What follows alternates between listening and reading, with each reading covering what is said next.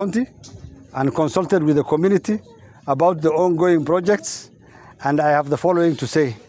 First of all, people of Tarbaj are very thankful to the President William Ruto for having, for the first time, allowed the tarmacking of the road from Isiolo to Madogashe, from Madogashe to Wajir, from Wajir to Mandera.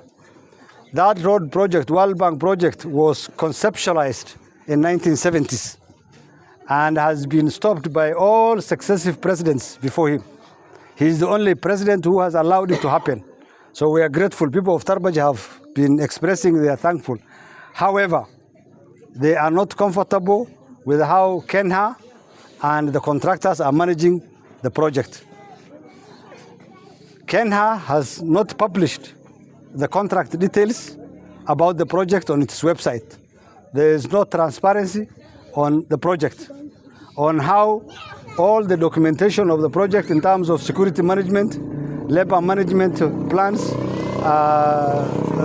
corporate social responsibility projects, and different locations. That information is missing from their website. We have written to them to declare that information, the responsibility of each of the contractors. I have visited the contractors' offices for Lot 1, and I have known that 50% of the employees of that contractor, the Chinese contractor, is not from Wajir County. And Tarbaj sub-county has 0 employee on this project. And yet the project is Wajir, Tarbaj, kutulow. So Tarbaj sub-county, even the labor committee of Tarbaj sub-county has never been consulted for even 1 employee.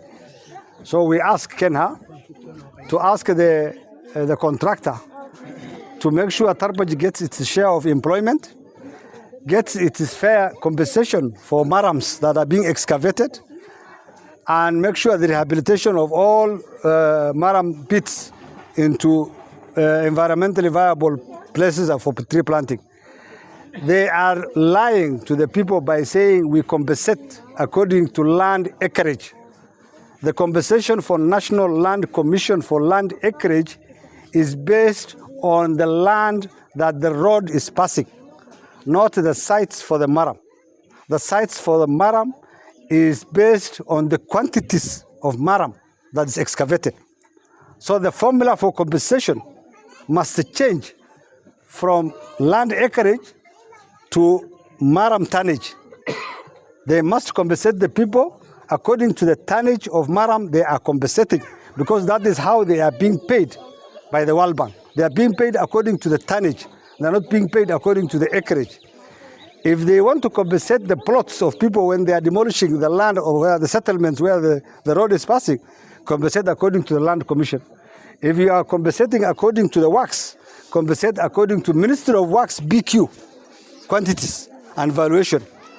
That must come very clear to Kenha, and must come very clear to the main contractor, and must come very clear to the consulting contractor, the local and the international.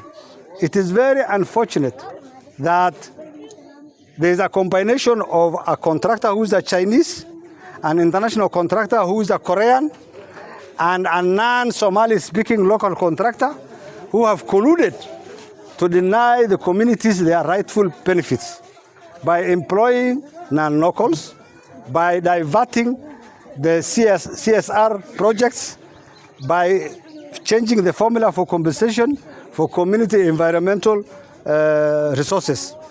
So we ask them to be transparent, and we are giving them 30 days notice for Kenha and the contractor to engage the people of Tarbaj sub-county and be transparent on their rightful rights. In the failure to do so, by the 20th of January, the community has resolved to get their advocacy and their lawyers to write to the World Bank about the corruption that is being engaged in this project. Secondly, the Tarbaj sub-county community are complaining about the local consortium, the Red Cross, the Human Rights, and the other CBOs who are masquerading to represent the local community, yet they are not engaging the local community. They are looking for personal favors, subcontracts, some allowances on behalf of the community. This project must be ruled out of all cartels if it's supposed to benefit the community. And we ask the president, as we thank you for this project, as we wish to, that thankful to convert into votes, Kenya must be prevailed on to make sure it discharges its responsibility to the people of Tarbaj sub-county.